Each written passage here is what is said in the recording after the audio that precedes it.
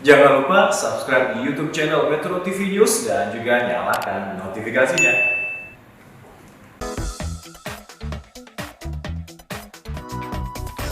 Halo, selamat pagi pemirsa, saya Chandra Dewi kembali hadir menjumpai Anda tentunya dalam Cerdas 5 Menit. Pagi ini kita akan membicarakan seputar bagaimana pengajuan klaim dalam asuransi penyakit kritis. Bersama saya saat ini, saya telah terhubung bersama Dr. Johannes Sebastian Edwin, Head of Claims dari Manulife Indonesia. Selamat pagi Dr. Edwin. Selamat pagi Mbak Andra. Dr. Edwin, ini ada pertanyaan dari sosial media kita, yaitu atas nama Amanda. Rawannya penyakit kritis akhir-akhir ini membuat saya terpikir untuk memiliki asuransi penyakit kritis. Namun, saya belum paham seperti apa aturannya dan apakah klaimnya nantinya akan cukup mudah.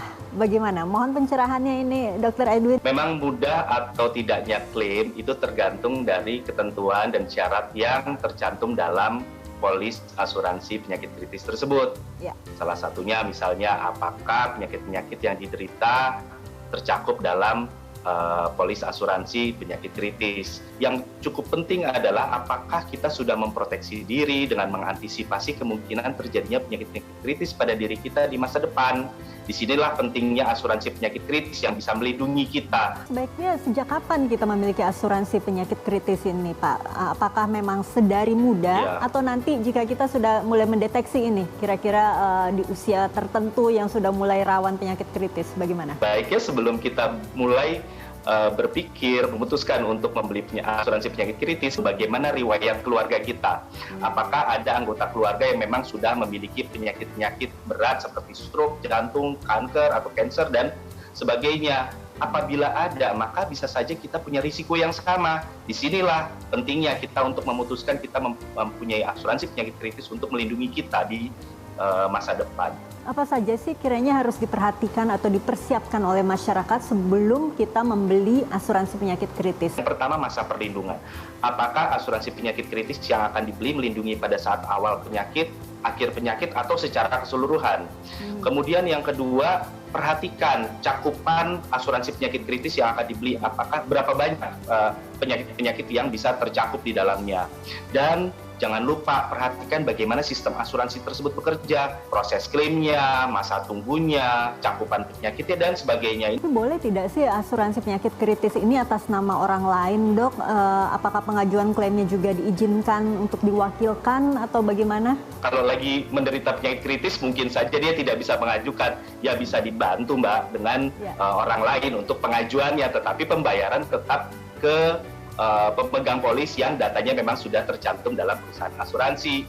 Nah, seperti yang sudah saya sampaikan, jangan lupa dan tetap cermat untuk mempelajari bagaimana sistem asuransi bekerja, pengajuan klaimnya, kemudian proses klaimnya, penyakit yang tercakup, dan mungkin ada masa-masa tunggu yang harus diperhatikan.